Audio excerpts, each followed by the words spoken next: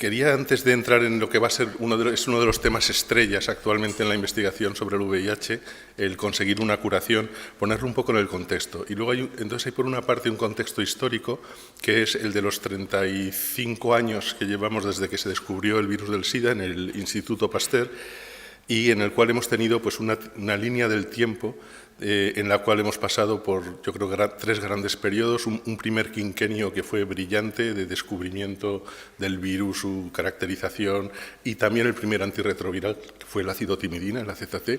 Luego tenemos una década aquí muy en blanco, que es una década bastante terrible, en el sentido de que fue el momento en que no teníamos buenas medicaciones, los pacientes, la epidemia explotó, los hospitales se llenaron de pacientes jóvenes, normalmente adictos a drogas en nuestro país, y esto originó pues, una situación de clínica y social pues realmente dramática, ¿no? Los que vivimos aquellos años la recordamos muy bien.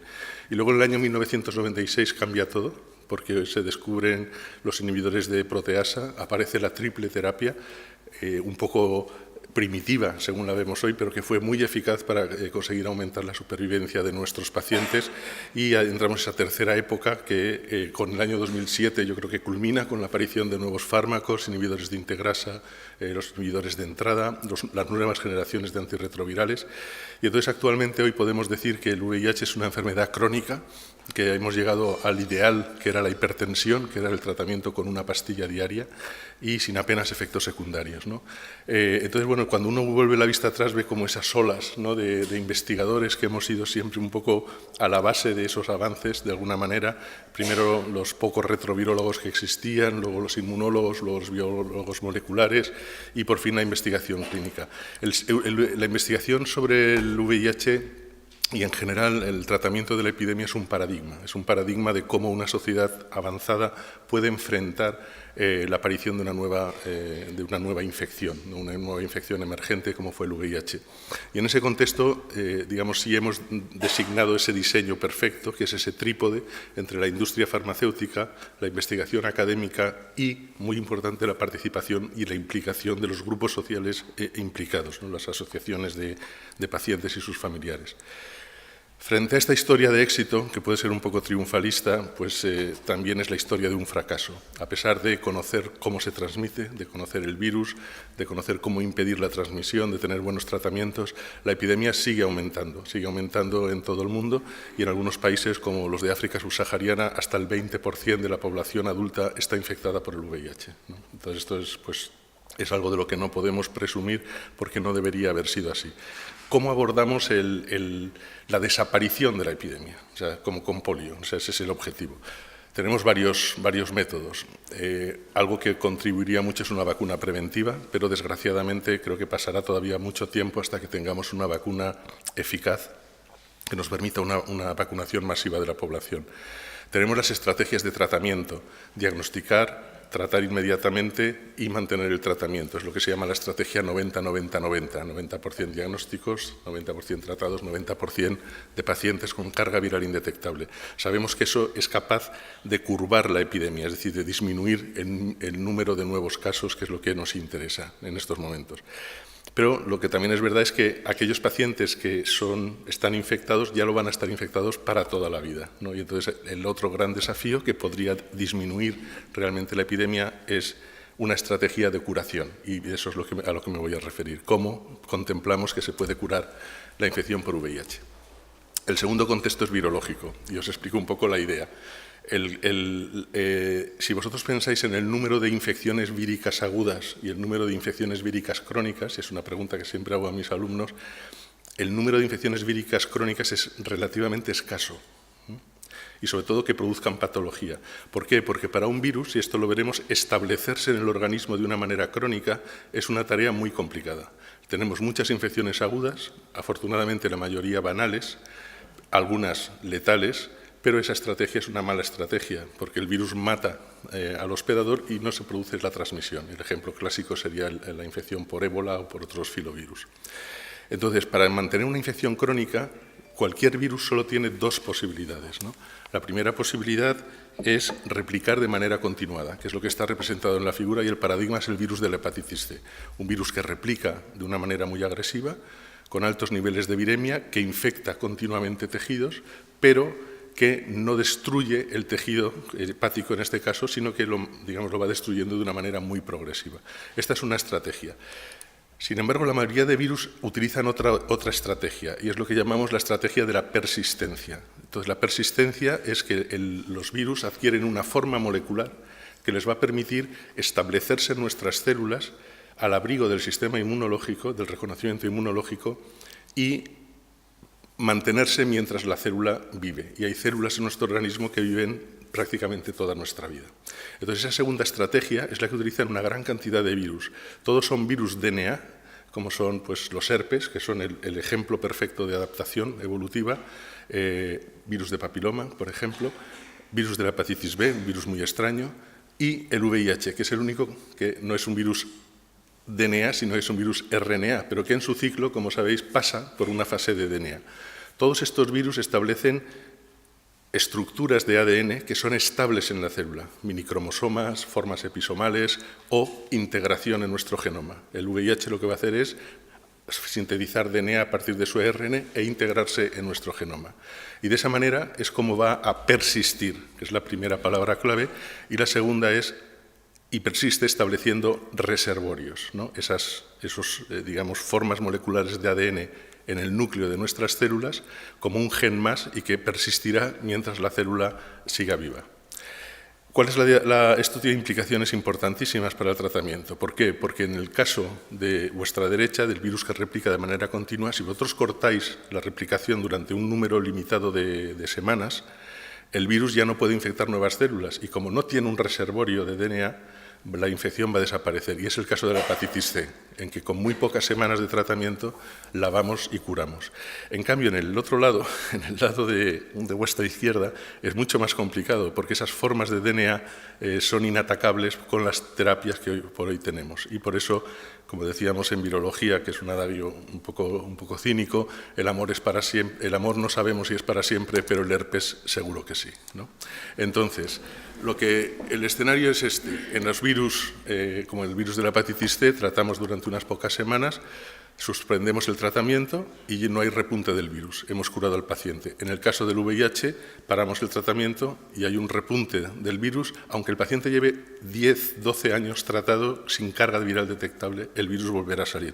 La diferencia, el ADN. En un caso hay ADN viral, en el otro caso no hay ADN viral. Entonces, ¿cómo podemos atacar los reservorios? Primero, ¿dónde están los reservorios? Bueno, los reservorios están en los linfocitos CD4, de una manera muy, muy predominante. También algunos macrófagos, pero esencialmente en CD4. Y aquí hay un paradigma muy importante para lo que vamos a ver después. El linfocito CD4, un linfocito CD4 concreto, presenta como un doble entorno, un doble microambiente para la replicación del VIH. Un linfocito CD4 en reposo inmunológico, que no está activado, es una célula muy difícil de infectar y cuando se infecta es una célula en la que el virus permanece en una fase latente, es decir, que no existe replicación viral. Eso es debido a que el linfocito CD4 es una célula relativamente inerte desde el punto de vista transcripcional y el VIH necesita los mismos factores de transcripción para replicarse que nuestros linfocitos necesitan cuando se activan, pero si no están activados no los tienen. Es decir, los interruptores moleculares que van a permitir la transcripción del VIH no existen en los linfocitos en reposo. En el linfocito en reposo esos factores de transcripción no están presentes y, sin embargo, cuando un linfocito se activa, va a producir la expresión del orden de 1.500 genes. Esos 1.500 genes que ahora se expresan van a depender de la activación, a su vez, de una serie de factores de transcripción que, como digo, son esos interruptores moleculares que abren la expresión genética. La estrategia evolutiva del VIH ha sido utilizar los mismos factores de transcripción para replicarse que el linfocito utiliza cuando se activa. Cuando nosotros sintetizamos interleuquina 2, receptor de interleuquina 2, TNF y L6, estamos usando los mismos factores genéticos que el VIH utiliza para replicarse. Y esa es la trampa. Es decir, el virus se establece de manera latente en unas células, inaccesible al sistema inmunológico y a cualquier tratamiento, porque no hay productos víricos. Y ahora, cuando ese linfocito reacciona en una reacción inmune normal frente a un superantígeno, un estado inflamatorio, una bacteria, un virus, le da al virus todo lo que necesita para replicarse. Entonces, el linfocito infectado que se activa es un linfocito que replica del orden de 10.000 a 100.000 partículas víricas en 24 horas y es un linfocito muerto, porque en ese proceso va a morir. Entonces, este es el gran paradigma, ¿no? Linfocito latente y linfocito que se reactiva. Los CD4, ¿dónde están los infectados? Bueno, no están en la sangre. En la sangre hay muy poquitas células infectadas. La mayoría se encuentran en dos compartimentos que son el sistema GALT, que es el sistema linfoide asociado a mucosas, donde está más del 50% del sistema inmunológico de nuestro organismo, y en los órganos linfoides, esencialmente en los ganglios linfáticos. Los ganglios linfáticos puede haber hasta un 20% de linfocitos infectados y en el sistema GALT puede haber hasta un 90% de linfocitos infectados, ¿no? Recordad que el GALT es el 50% del sistema, es decir, que la infección es masiva, aunque en sangre no la detectemos.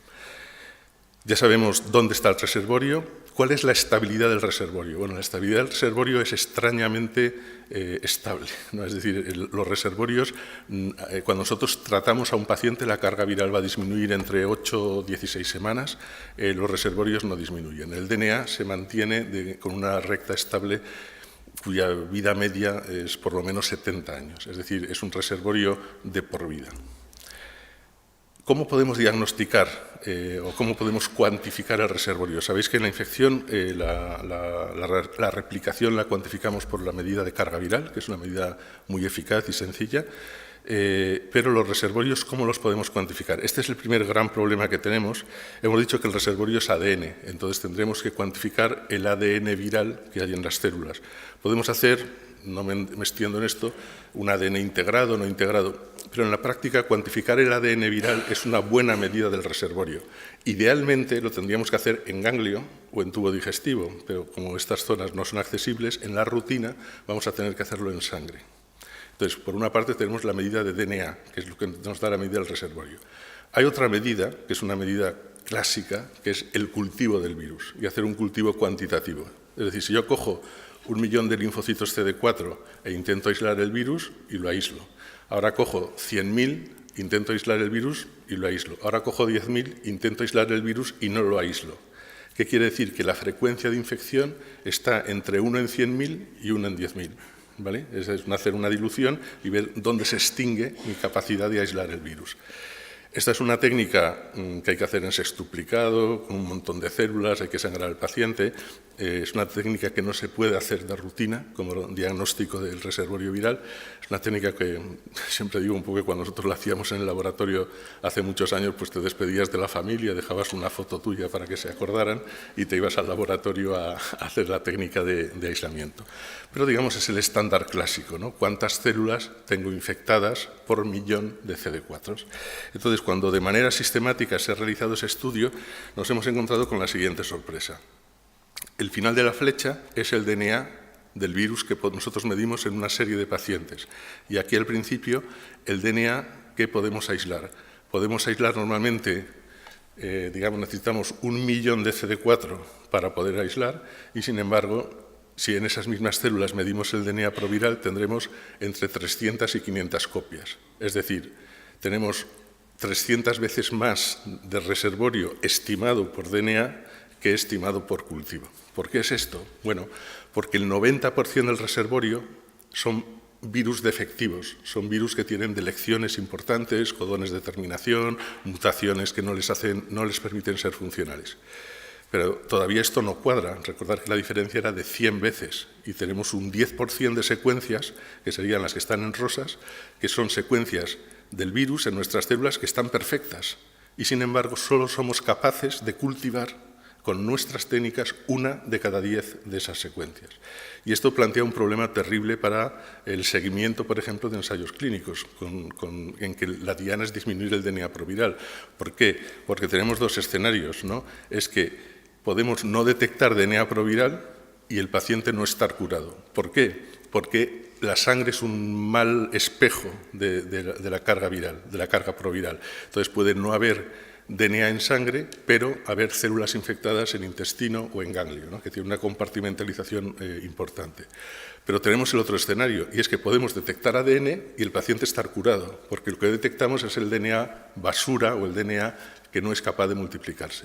Es decir, no tenemos un buen marcador como la carga viral que nos permita saber si un fármaco frente al reservorio es eficaz o no. Y os pongo solo un ejemplo. Estos son dos pacientes muy famosos. Cuando en el VIH hay pacientes famosos, se les pone el nombre de la ciudad de donde son. Estos son los pacientes de Boston, ¿no? Los pacientes de Boston son pacientes que se realizó un trasplante de médula porque tenían un linfoma resistente a quimioterapia, se hace un trasplante alogénico y al tener un sistema nuevo, ese sistema no estaba infectado, con lo cual no detectáis el DNA ni el RNA ni nada, porque los pacientes además están en tratamiento por precaución. Cuando ahora suprimimos el tratamiento, no se detecta el virus, no detectamos el DNA del virus. Y sin embargo, al cabo de 6 meses, 1 año, el virus vuelve a salir, ¿no? Es decir, esos pacientes que parecía que estaban curados, no estaban curados. ¿Eso qué quiere decir? Pues que al final lo que vamos a tener que hacer en todos los ensayos de tratamiento que os voy a contar es suprimir el tratamiento. Es la única prueba que tenemos de que un paciente esté curado. Suprimir el tratamiento y esperar al menos 3 años.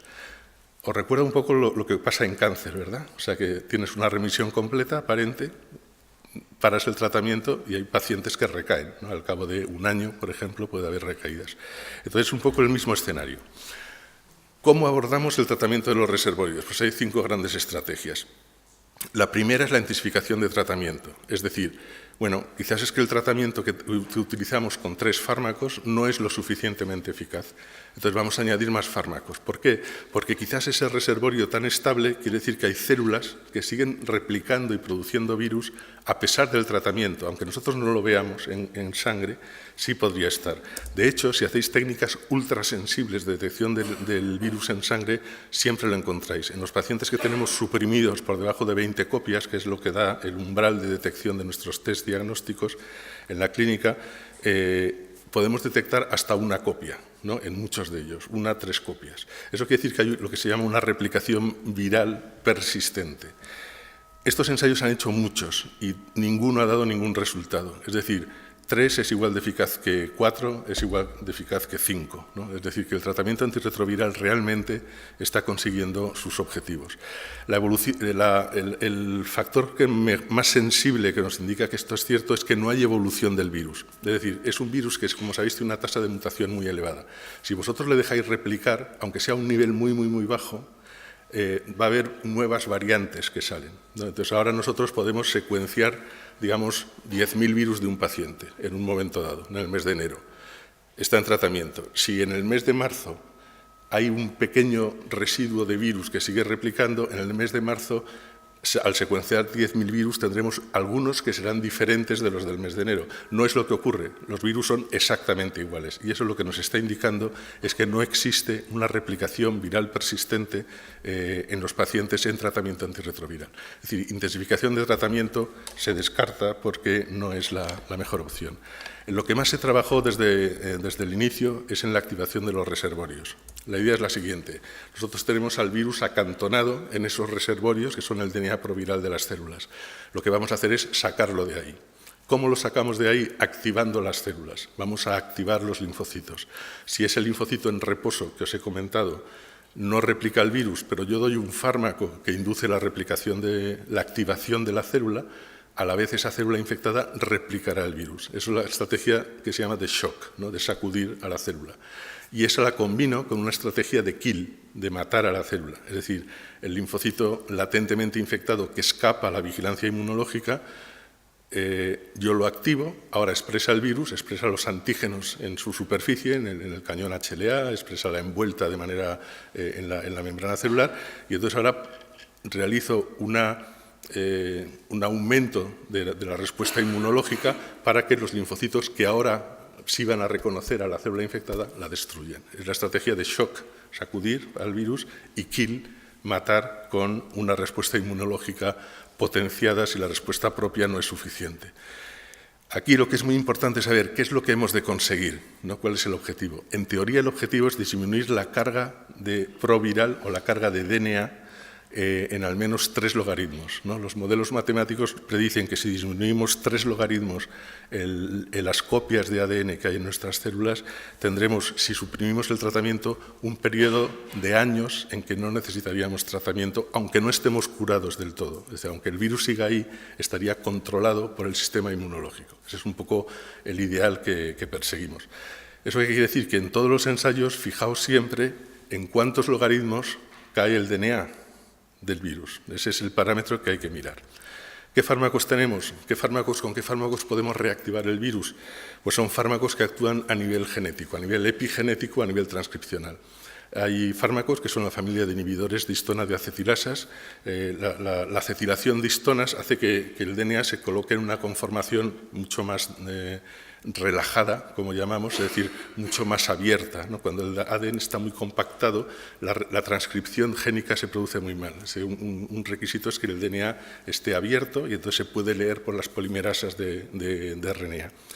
Entonces hay fármacos que hacen esto, se han utilizado en cáncer, ¿no? Los inhibidores de histona de acetilasas. Entonces la idea es trato al paciente con estos fármacos y efectivamente cuando yo trato en este ejemplo con romidepsina, entonces cada vez que le trato tengo un pico de viremia, ¿no? Es decir, que sí soy capaz de reactivar el virus in vivo. Son pacientes tratados, pero en los cuales les doy además romidepsina, un inhibidor de histona de acetilasas.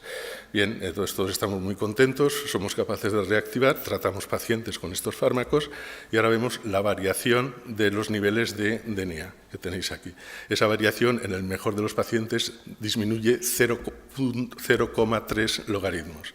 Recordar que la cifra a la que hay que llegar son 3 logaritmos, es decir, estos fármacos funcionan, como prueba de concepto está bien, pero no son suficientes. Y esto lo vemos cuando interrumpimos ahora el tratamiento. Es decir, tenemos un paciente tratado con antirretrovirales, controlado. Le tratamos con histona de acetilasas 3 ciclos. Y ahora quitamos todo el tratamiento.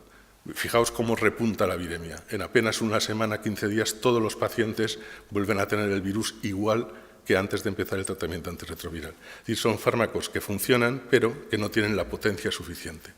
El segundo grupo es un grupo que ahora hay bastantes esperanzas, es un fármaco que tiene la compañía Gilead, que son agonistas de TLR7. TLR7 es un factor, digamos, de activación inmunológica que induce potentes respuestas adaptativas, pero al ser un factor de activación también reactiva el VIH, y eso se ha visto. Cuando nosotros tratamos macacos infectados y tratados con antirretrovirales con agonista de TLR7, cada vez que le damos la pastilla, pues se produce un pico, ¿no? Entonces, bueno, efectivamente funcionan y funcionan bastante bien. Los ensayos en humanos están en marcha, no tenemos todavía los resultados, y estos fármacos pueden actuar de 2 maneras que podrían ser complementarias. Por una parte, reactivan el virus latente, el virus que está en el reservorio, pero por otra parte, aumentan la respuesta inmune y quizás contribuyan al kill, es decir, la activación haría el shock y la activación inmunológica que producen, aunque es una activación de inmunidad innata, podría repercutir en inmunidad adaptativa y mejorar la destrucción de reservorios. Como os digo, el ensayo clínico en humanos lleva 2 años realizándose y esperamos resultados próximamente, aunque os enseñaré ahora resultados en macacos muy interesantes. Y el tercer grupo son los agonistas de PKC, de proteínquinasa C. La proteínquinasa C es un conglomerado de enzimas esencial en la vida celular que están implicadas en prácticamente todas las rutas metabólicas. Entonces, este es un ejemplo que os traigo. Hay muchos fármacos, una docena, que se han descrito que pueden ser activadores de proteínquinasa C y que además reactivan el VIH in vitro, ¿no? O sea, en células latentemente infectadas. Esto que os traigo es un experimento en ratones. Veis que lo tratan a los ratoncicos infectados con un agonista de PKC y entonces detectamos las células infectadas. Si eso lo cuantificamos ya con el ratón, lo tratamos durante 24 horas, sacrificamos al ratón y medimos el DNA integrado, es decir, vemos, el RNA o la expresión de RNA en las células, lo que vemos es un aumento de la expresión. Es decir, que este fármaco en ratones, en un modelo in vivo humanizado, conseguimos reactivar el VIH desde las células latentes. ¿Vale? Esto es dato interesante. ¿Cuál es el problema de estos fármacos? Pues que activar la proteína quinasa C en las células probablemente no salga gratis. Es decir, la proteína quinasa C está implicada como os digo, en la activación de miles de genes, incluidos todos los genes de respuesta inflamatoria. El miedo con estos fármacos es que provoquemos una tormenta de citoquinas. Es decir, porque, como os he dicho, el VIH utiliza los mismos factores que utilizamos para sintetizar TNF, para sintetizar interleuquina 1, interleuquina 6, etc. Entonces, si yo activo con estos agonistas de PKC, voy a reactivar el virus, pero puedo provocar una síntesis exagerada de determinadas citoquinas proinflamatorias y esto producir una cascada, que es la que vemos en las sepsis meningocócicas, por ejemplo, ¿no? Entonces, esto existe mucho temor y por eso en humanos solo se ha hecho un ensayo, que yo sepa, con dosis absolutamente subóptimas de estos agonistas. No ha habido efectos secundarios, pero no ha habido ningún efecto primario tampoco, ¿no? Entonces, bueno, están ahí, pero es difícil. ¿Cuál es la estrategia? La estrategia probablemente sea combinar a dosis subóptimas fármacos que son capaces de actuar por distintas rutas, un inhibidor de histonas con un agonista de PKC a dosis muy bajas, ¿no? Y en ese sentido, bueno, hay fármacos interesantes. Nosotros con Santi Moreno, del Ramón y Cajal, hemos hecho un ensayo en que Maraviroc demostramos que tiene un efecto transcripcional. El Maraviroc es un fármaco que se utilizaba en la infección VIH, muy seguro. Además de bloquear la entrada del virus, activa al linfocito a través de ese receptor y produce una reactivación del VIH. Esto fue una cosa bastante sorprendente y entonces, bueno, sería un buen fármaco, ¿no?, para tratar. Hemos estudiado su sinergia con otros fármacos. Al actuar vía PKC, en última instancia, los agonistas de PKC no funcionan. Entre los dos hay una competición por la misma diana y no se ve sinergia. Es decir, que hay una serie de ensayos que hay que realizar. ¿Cómo podemos potenciar la respuesta inmunológica? Y esto os gustará, pues, porque está muy de moda, es la utilización de los checkpoints inmunológicos que se utilizan ahora en cáncer, los anticuerpos anti-PD1, PDL1, CTLA4. Entonces, en monos, en macacos, hubo resultados bastante espectaculares que demostraron que macacos infectados por el virus de la inmunodeficiencia del simio conseguían un control de la replicación del virus. O sea, trataban a los macacos con estos anticuerpos, suprimían el tratamiento y en algunos de ellos el virus ya no rebotaba. Parecía que estos fármacos aumentan, como en cáncer, la respuesta inmunológica, disminuyen el agotamiento del sistema y permiten armar de nuevo el sistema frente a la infección, ¿no? Sabéis que PD1, CTLA4 son moléculas, digamos, que muestran un agotamiento o un freno dentro del sistema inmunológico. Se ha realizado un único ensayo, que es utilizar el anti-PDL1 en humanos. Los resultados sobre el reservorio son estos, o sea, nada, o sea, no se ha visto ningún efecto sobre el reservorio, y este ensayo se paró en la primera dosis del primer ensayo del primer fase 1. ¿Por qué? Porque los efectos secundarios fueron muy importantes. Algo que también pasa en los pacientes con cáncer, no sabemos si pasa más en los pacientes con VIH. El motivo es que vosotros levantáis el pie del freno del sistema inmunológico de todo el sistema, no solo de los linfocitos que destruyen y reconocen las células infectadas por VIH. Y entonces, claro, se inducen una serie de fenómenos de autoinmunidad importantes. En este caso, hubo un caso de panhipofisitis, hubo luego en conejos ha habido casos de ceguera, etc. Entonces, digamos que en un paciente con un pronóstico funesto a un año, bueno, te arriesgas a tener un tratamiento que te puede mejorar mucho, pero un paciente como los infectados por VIH, que con una pastilla van a vivir 80 años, pues no podemos arriesgarnos. Entonces, estos tratamientos estamos un poco a la baja, ¿no? Hubo mucha expectación hace unos 3 o 4 años, pero ahora mismo no se contemplan. Se siguen haciendo algunos pequeños trabajos, pero no se contempla que vayan a solucionar. La otra posibilidad para aumentar la respuesta inmune y el kill son las vacunas terapéuticas. Es decir, en vez de usar estos inmunomoduladores, lo que voy a hacer es potenciar la respuesta con una vacuna terapéutica. Esto es lo que trabajan nuestros compañeros de IRSI Caixa en Barcelona, y este es un trabajo que habréis visto, si no a lo mejor el trabajo sí en los periódicos, porque siempre tienen mucho impacto mediático. Son pacientes diagnosticados muy precozmente, que son tratados y vacunados con una vacuna que ellos tienen con antígenos del VIH. Se les mantiene 2 años en tratamiento y ahora, antes de suspender el tratamiento, se hace un tratamiento con uno de estos inhibidores de histona de acetilasas, con la romidepsina. ¿Cuál es la idea? La idea es potenciar el sistema inmunológico, reactivar el virus en presencia de un sistema potente que va a reconocer bien ahora los antígenos virales, los péptidos, etcétera, y ahora quito el tratamiento a ver qué pasa. Bueno, pues lo que pasa es que solamente en 7 de 13 pacientes hubo un cierto, o sea, cuando yo trato con la romidepsina veo la replicación, o sea, esto está bien, el DNA no baja en ninguno de ellos, ¿no?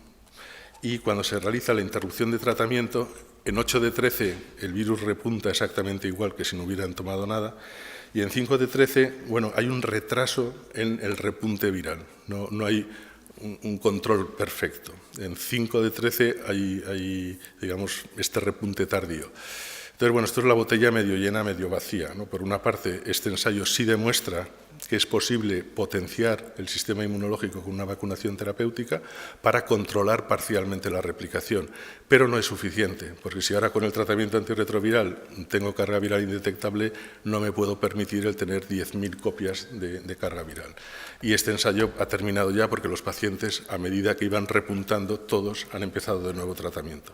Es decir, las vacunas terapéuticas es interesante, este es un ensayo muy importante por prueba de concepto, pero digamos, tenemos dudas de que vayan a ser la solución. Terapia génica. Esto a todos os encanta. ¿Por qué? Pues porque además hay un paciente mediático, que es este señor, que es Tim Robbins, que es el famoso paciente de Berlín, ¿no? Volvemos a los nombres, ¿no? A ver si un día tenéis el paciente Valdecilla y pasáis a la fama, porque nunca un único caso dio tanta literatura científica, ¿no? Entonces, este señor además se ha transformado en una estrella mediática, va a los congresos, ¿no?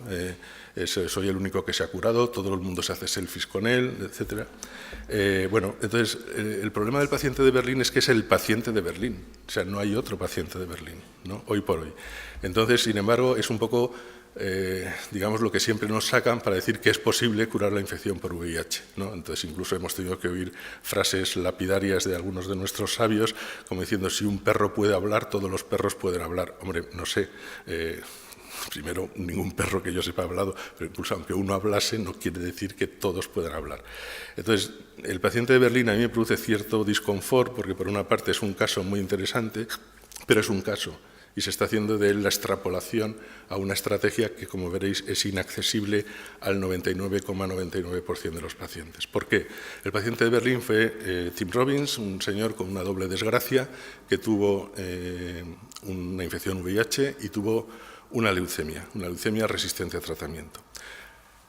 En esa doble desgracia le tocó 2 veces la lotería, tuvo un donante no relacionado, totalmente idéntico, pero además uno de esos donantes tenía una variante genética que le hace resistente a la infección por VIH. Hay una parte de la población que no tiene la expresión del receptor CCR5, que es el receptor de entrada del virus, ¿de acuerdo? Entonces, antes que os pongáis todos muy contentos, os diré que es muy escasa la proporción. O sea, que en este aula, si hay uno, va a haber suerte, ¿no? Entonces, él tuvo la suerte de tener un donante. El cálculo de probabilidades es que solo 1 entre 1.000 millones de humanos es HLA idéntico a nosotros y además tiene la delección delta 32. Tuvo la suerte, se le realizaron 2 trasplantes. Se hizo una quimioterapia masiva, se hizo radioterapia y tuvo una enfermedad de injerto contra huésped considerable. Y este hombre, al cabo de los años, se le suprimió el tratamiento y lleva 5 años en que se ha suprimido el tratamiento y el virus nunca ha repuntado. Entonces, podemos afirmar con cierta prudencia que Tim Robbins está curado, ¿no? Entonces, es el único paciente demostrado que se ha curado. En base a esto, ¿qué se plantea? Bueno, pues lo que se plantea es un ensayo de concepto en que se saca a pacientes con infección VIH sus linfocitos CD4. En la placa, o sea, en el tubo de ensayo, modificamos genéticamente los propios linfocitos CD4 y los volvemos a infundir. Y entonces, ¿eso qué es lo que da? Bueno, pues da un resultado que cuando yo infundo los CD4 tengo un picazo de CD4s, pero en azul les pongo un marcador para saber cuáles son las células delta 32, porque claro, en ese paciente conviven su sistema inmunológico con los CD4 que les he puesto. Entonces, la interpretación del estudio es... bueno, los linfocitos CD4, les quito el tratamiento. Entonces, el tratamiento, el virus replica y destruye CD4s. Y dices, vale, muy bien. Entonces, los CD4 caen. La interpretación es, los CD4 que no están transducidos, que no son CCR5 positivos, caen más que los que son CCR5 positivos, que como veis están muy estables. Bueno, está bien, es una prueba de concepto, parece que sí, que esas células son resistentes a la infección in vivo, pero, de nuevo, ¿quiénes se benefician de esto? Pues muy pocos pacientes, es decir, es un abordaje que no tiene sentido hacerlo en sangre periférica, no podemos, digamos, vivir de eso.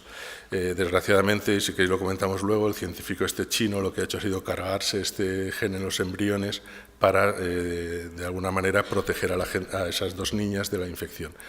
A pesar de que, bueno, yo veo que aquí es un punto de trabajo muy difícil, muy complicado, muy caro, accesible solo a muy pocos pacientes, hay bastantes ensayos en marcha, intentando noquear esos factores. Y ya para terminar os comento dos abordajes que han sido un poco sorprendentes, son en el cajón desastre. Una son los anticuerpos. Tenemos ahora anticuerpos muy eficaces frente al VIH. Entonces, en modelos de macacos y también en humanos, en agosto se publicaron 2 artículos, si yo infundo anticuerpos, consigo anticuerpos frente al VIH en un paciente infectado, consigo disminuir los niveles de viremia, es decir, son capaces de controlar la viremia. Esto es un ensayo que se hizo en el NIH y entonces lo que se ve es lo siguiente. Aquí lo que tenéis son los niveles de anticuerpos después de 3 inyecciones. Entonces estos son los niveles. Veis que tienen un mes más o menos de vida media. Y estos son los niveles de virus, son macacos que han sido infectados a día 0, se infectan el lunes y el jueves se les empiezan a poner 3 dosis de anticuerpos. Bien, esto es esperado. Cuando los anticuerpos están elevados, neutralizan al virus que infecta al macaco y disminuyen los niveles de virus. Pero el macaco está infectado, ¿de acuerdo? Entonces, ¿qué es lo previsible? Que una vez que los anticuerpos se extingan en plasma, el virus vuelva a remontar. Sorpresa, en la mitad de los macacos el virus no volvió a repuntar. Entonces, ¿qué es lo que está pasando? El virus está ahí, se mide DNA proviral, el virus está ahí, pero está contenido, no replica. ¿Cuál es el secreto? Pues el secreto es que si yo ahora esos macacos que controlan el virus los trato con un anticuerpo anti-CD8, es decir, como con un OKT3 de un trasplante, o sea, me cargo los linfocitos CD8, entonces sí tengo un repunte viral. El escenario, a ver si lo logro explicar. Yo tengo una infección. En esa infección tiene que construir respuestas de anticuerpos y respuestas celulares, ¿vale? Entonces, si yo ahora trato al macaco con anticuerpos, lo que hago es poner la infección a un nivel muy bajo, lo cual preserva a los linfocitos CD4. Es decir, normalmente ese macaco en la fase aguda va a hacer virus en grandes cantidades, como los humanos, que va a infectar CD4, los va a destruir y va a impedir que las respuestas celulares se pongan en marcha. Lo que hacen los anticuerpos es preservar el desarrollo de esas respuestas celulares, de manera que lo que está controlando el virus una vez que los anticuerpos se han ido son respuestas celulares sanas que han logrado generarse para mantener al virus. Por eso, si ahora me cargo las respuestas celulares con un anticuerpo anti-CD8, el virus vuelve a salir, ¿no? Entonces, esto es muy interesante porque quiere decir que estos anticuerpos podrían proteger si están antes de la infección e incluso si hay infección, la mantendrían a un nivel tan bajo que permitiría al sistema inmune no ser destruido por el virus en los primeros días de la infección y controlarlo, ¿no? Y en este sentido hay un ensayo muy importante realizado por el NIH en más de 4.000 pacientes no infectados tratados con estos anticuerpos, ¿no? Entonces veremos si esta hipótesis funciona. Y luego el otro gran estudio que estamos todo el mundo muy emocionado, es usar los agonistas de TLR7, ¿os acordáis esos fármacos que activan el sistema inmune con anticuerpos? ¿Cuál es la idea? Cuando yo los combino, en un paciente infectado, en tratamiento antirretroviral, con el virus controlado, pero escondido. El agonista de TLR7 hace salir el virus, es un activador, y ahora el anticuerpo destruye la célula infectada o bloquea la infección por el VIH. Entonces, en los experimentos que se han hecho en macacos, en el grupo de Boston de Dan Baruch, lo que veis es que una vez que yo quito todo el tratamiento, o sea, lo trato con TLR7, lo trato con los anticuerpos y ahora le quito todo. Bueno, pues la mitad de los macacos no repuntan el virus al cabo de bastantes meses. Es decir, quizás en este contexto los anticuerpos combinados con reactivadores virales están teniendo un efecto de control de la enfermedad. Aquí se hace lo mismo, añado CD8, a ver si lo que pasa es que y aquí la sorpresa es que aunque añade anticuerpos anti-CD8 no hay repunte de la viremia. Es decir, que es posible que algunos de estos macacos estén curados. Os recuerdo, eran macacos crónicamente infectados y tratados con antirretrovirales. Añado el agonista, añado anticuerpos y al cabo de unas semanas suprimo todos los tratamientos y no tengo repunte y no detecto el virus. Hay muchas esperanzas con este estudio y de hecho se está replicando ya en humanos. Y el último aspecto es un trabajo de laboratorio, de nuestro laboratorio, en el cual describimos, Maite Coiras, que es una investigadora senior del grupo, que determinado que la activación de tirosinquinasas es muy importante para la reactivación del VIH. Entonces, como en la clínica existen fármacos inhibidores de tirosinquinasas, evaluamos si los fármacos que inhiben las tirosinquinasas bloquean la reactivación. Aquí no estamos en una estrategia de shock and kill, sino en una estrategia que se llama de lock and down, o sea, de bloquear y disminuir la viremia. Entonces, estos fármacos se usan en el tratamiento de leucemia mieloide crónica. El primero fue el Glivec y Imatinib, y tenemos 6 fármacos en el mercado. Entonces, lo que nosotros hemos visto es que estos fármacos funcionan, como sabéis, porque hay una actividad tirosinquinasa que se produce en la translocación Filadelfia. Entonces, lo que nosotros hemos hecho ha sido, in vitro, tratamos linfocitos CD4 con estos fármacos y ahora los intentamos infectar. Y veis que no podemos infectarlos, se infectan a muy bajo nivel, ¿no? Es decir, estos fármacos, de alguna manera, tanto en células no infectadas como en células infectadas, bloquean la reactivación del virus. Son fármacos que frenan la replicación viral. Estos fármacos se utilizan en los pacientes con leucemia mieloide crónica, algunos con muy pocos efectos secundarios toda la vida. Es decir, es un comprimido 2 diarios toda la vida. Entonces hicimos un experimento, porque esto, bueno, está bien, pero es un experimento in vitro.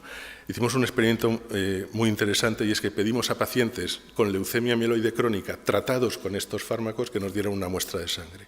Y ahora intentamos infectar ex vivo, sin añadir nosotros el fármaco, sus células con el virus, el VIH. Esto sería la infección que conseguimos en el control. Y fijaos que cuando nosotros cogemos sangre de pacientes con leucemia mieloide crónica e intentamos infectarlos, no logramos infectarlos, ni vivos ni muertos, o sea, no conseguimos infectarlos.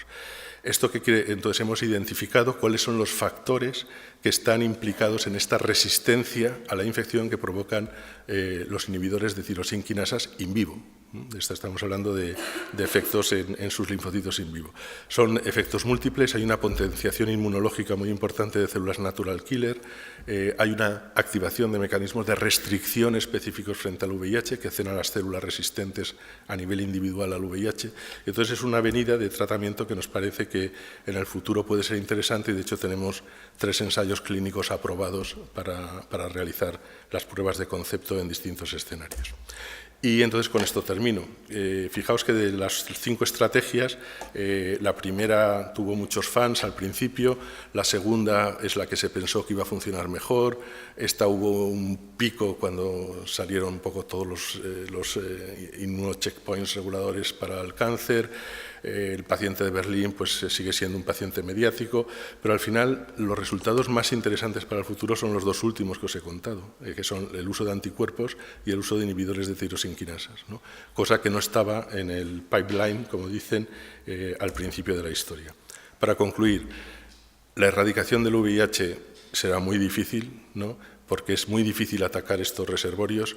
Vamos a la curación funcional, es decir, a disminuir esos reservorios, a aumentar las respuestas inmunes o a frenar al virus de manera que podamos suprimir el tratamiento en el paciente sin que el virus repunte. Ese es el objetivo, con vacunas terapéuticas, estrategias de shock and kill, estrategias de bloqueo, de lock and down, lo que sea. Y el problema es que no tenemos un buen marcador. Vuelvo al DNA proviral, no lo podemos medir bien, y eso hace que al final tendremos que suprimir el tratamiento con los riesgos aparentemente sobrellevables que esto tiene para el paciente, ¿no? Y esta es un poco la historia. Quería clavar un poco un homenaje a Jorge Wagensberg. Jorge era un gran divulgador científico, físico y una persona excelente. Hicieron en los años 60-70 un seminario en la Fundación Dalí, porque no sé si sabéis que Salvador Dalí era muy entusiasta de la técnica y tiene muchos de sus cuadros, pues la Venus tal, girando a velocidad de la luz, el DNA, o sea, le fascinaba mucho la investigación. Entonces organizó un simposio en la Fundación Dalí, que lideró Jorge Wagensberg, con muchos premios Nobel, ¿no? Y estuvieron allí pues, unos días pues, tomando pan tumaca y jamón y discutiendo de lo divino y lo humano, en plan caótico como era Salvador Dalí. Y entonces Jorge tenía que hacer la síntesis final. Entonces hubo una enorme expectación a ver qué habían dicho todos esos sabios después de estar discutiendo pues, una semana en condiciones estupendas, ¿no? Bueno, pues entonces Jorge hizo esta conclusión. Pasan cosas, ¿no? Entonces, claro, todo el mundo se quedó un poco como... entonces, bueno, además es una frase que bueno, trae otras reminiscencias políticas, ¿no? O sea, pasan cosas.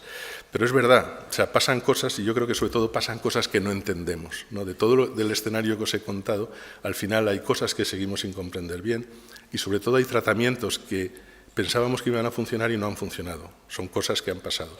Y tratamientos que ni contemplábamos en el escenario y que puede que sí nos den un poco la solución. Es decir, pasan cosas que no entendemos y gracias a esas cosas que no entendemos quizás tengamos en el futuro una curación funcional del VIH. Y nada más, muchas gracias.